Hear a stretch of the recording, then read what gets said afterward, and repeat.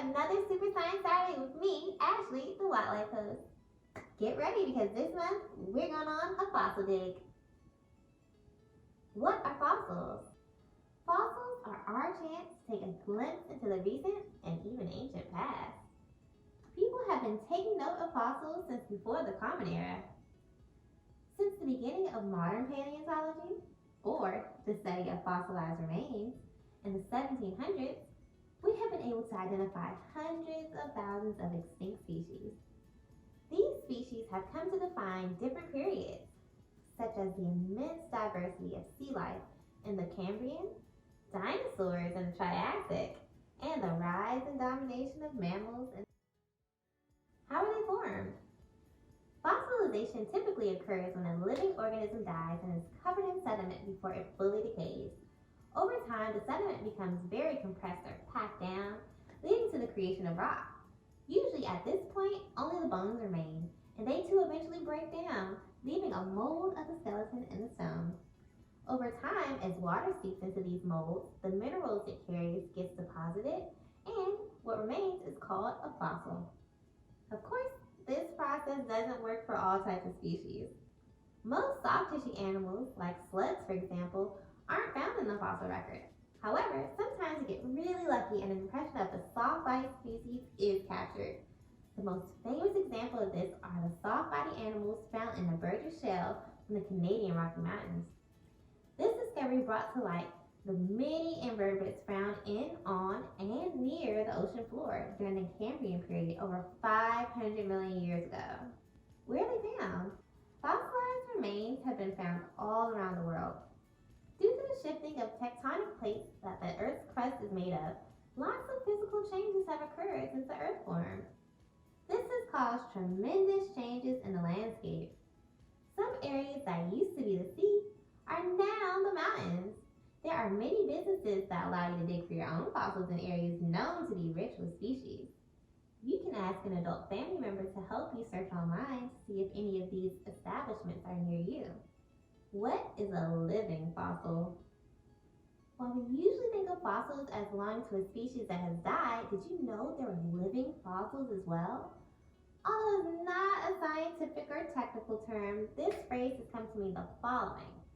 An organism that has remained essentially unchanged from earlier geological times and whose closest relatives are usually extinct.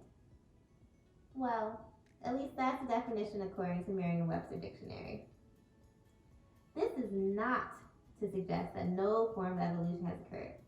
Instead, the changes have been slower than the normal rate of evolution, as well as being very slight. Surprisingly, living fossils can be found across many taxonomic classes.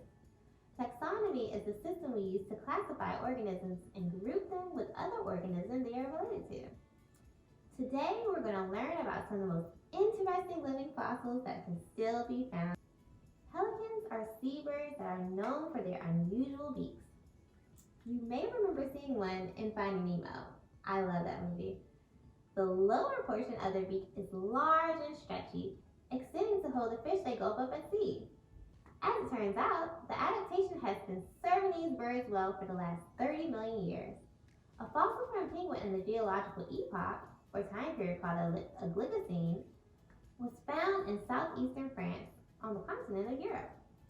This find was incredibly rare and revealed that pelicans at this time were about the same size as modern pelican species and had the same specialized beaks for fishing. Apparently, it was just as good of a tool then as it is now. The coelacanth may be the most famous example of a living fossil. These fish were thought to be extinct for the last 66 million years. 66 million years. Only known by the fossil record in one specimen caught in 1938. However, additional populations of these rare fish were found in the late 90s. It's not hard to figure out how these fish stayed off the sonar for so long. Despite their large size, one of the individuals caught in the 90s was as tall as me, just under 5.5 feet. But they live in the deep ocean in what's called the Twilight Zone. That's an area about 500 to 800 feet below the water surface. They usually inhabit rocky cliffs and have been found in marine caverns just hanging out.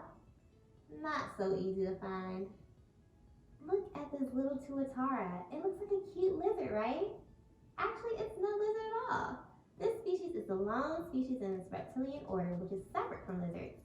These small reptiles have been gracing the planet for the last 250 million years and have recently been found to be the slowest to evolve compared to lizards and snakes. They are only found in New Zealand and hold special value to the indigenous or native people on the island, the Maori. They regard these ancient reptiles as the guardians of knowledge. Have you ever watched Arthur on PBS? I know I have. Although he doesn't really look like one, he's an aardvark. These funny-looking mammals have the snout of a pig and the diet of an anteater. Like Tuatara, it is the only living member of its order. These nocturnal animals are found throughout the continent of Africa in a variety of habitats. The oldest known aardvark fossil is 5 million years old and was found in Kenya. Some aardvark fossils have even been found in Europe. I guess they used to actually get around a lot. Ginkgo trees, otherwise known as maidenhair trees, are recognizable for their fan-shaped leaves. So recognizable that if you could travel back in time 270 million years to the Permian period, you'd be able to identify it. Luckily for us, we don't need a time machine to glimpse the ginkgos of the past, because we have impression fossils of the leaves. This threatened species is native to China and has been cultivated and is now found around the world. It's also recognizable for its less than pleasant smell. Apparently, they smell like vomit. Ooh. I wonder if that was also a trait passed down through its ancestors. The list of living fossils is longer than we have time for today. But if you're interested in learning more about these creatures, please check out the Staten Island Museum's website, and you can also do a quick search at Google. I really hope you enjoyed this video today, and I'll see you next month for another Super Science Saturday. Thank you, friends. Bye!